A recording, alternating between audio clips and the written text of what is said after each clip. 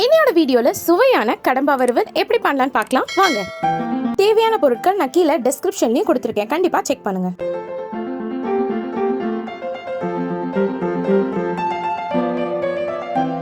கடம்பாவை நல்லா க்ளீன் பண்ணி இந்த மாதிரி ரவுண்ட் ரவுண்டா கட் பண்ணி வச்சிருக்கேன். இஞ்சி பூண்டு விழுது 2 டேபிள் ஸ்பூன் வர அளவுக்கு இந்த மாதிரி அரைச்சி வச்சுக்கோங்க. 2 வெங்காயம் 2 தக்காளி. இப்போ கடம்பா வறுவலை பண்ண ஆரம்பிக்கலாம். அடுப்புல கடாய் வச்சு தேவையான அளவு எண்ணெய் ஊத்திக்கோங்க. எண்ணெய் சூடானதோ கடுகு சேர்த்துக்கோங்க. நல்லா பொரிஞ்சு வரணும். இப்போ நம்ம கட் பண்ணி வச்ச வெங்காயத்தை இதுல சேர்த்து நல்லா வதக்கி விடுங்க.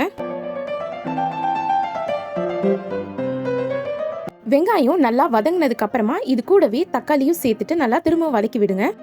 தக்காளியுமே நல்லா வதங்கியாச்சு. இதுல நம்ம ஏற்கனவே கிளீன் பண்ணி வச்ச கடம்பாவை சேர்த்துட்டு நல்லா வதக்கி விடுங்க. கடம்பாவை இந்த மாதிரி சமைக்கும் போது இதுல இருக்க தண்ணி எல்லாமே இறங்கிடும். தனியா இதுல தண்ணி சேர்க்கணும்னு எந்த அவசியமும் கிடையாது. இந்த ஸ்டேஜ்ல 2 டேபிள் ஸ்பூன் இஞ்சி பூண்டு விழுது, 1/4 டீஸ்பூன் மஞ்சத்தூள், 3 டேபிள் ஸ்பூன் குழம்பு மிளகாய் தூள். இந்த மிளகாய் தூள் வீட்லயே எப்படி ரெடி பண்ணலாம்னு ஆல்ரெடி நான் வீடியோ கொடுத்திருக்கேன். அதுக்கான லிங்கை நான் கீழே டிஸ்கிரிப்ஷன்லயும் மேல கார்ட்லயும் கொடுத்திருக்கேன், கண்டிப்பா செக் பண்ணுங்க. இந்த வறுவலுக்கு தேவையான உப்பு சேர்த்துட்டு நல்லா கலரி விட்டுடுங்க.